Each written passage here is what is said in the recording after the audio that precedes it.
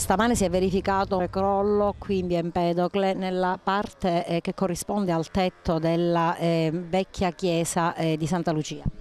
Sì, è una zona che noi conosciamo bene, questa antica volta, nonché il portale e tutto il muro retrostante che in buona sostanza dà sullo spazio della ferrovia è già da tempo che l'abbiamo attenzionato, tant'è che esiste già un progetto in itinere, un progetto esecutivo con un finanziamento regionale di 3.200.000 euro che dovrebbe interessare proprio il placcaggio di questo muro, nonché la messa in sicurezza di questa volta e anche il rifacimento del muro di Via delle Torri.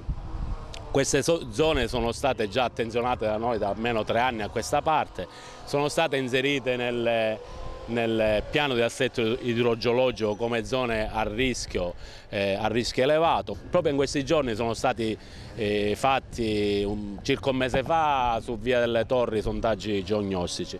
In questi giorni anche qua sopra la volta per fare le indagini propedeutiche, diciamo, al progetto definitivo nonché all'inizio dei lavori. Sì, ma dopo il fatto di stamane diventa nuovamente emergenza questo tratto della via Empedocle, quindi come provvederete? Non vorrei creare situazioni di eccessivo allarmismo nella popolazione perché, ripeto, è una situazione che noi conosciamo abbastanza bene già da svariato tempo.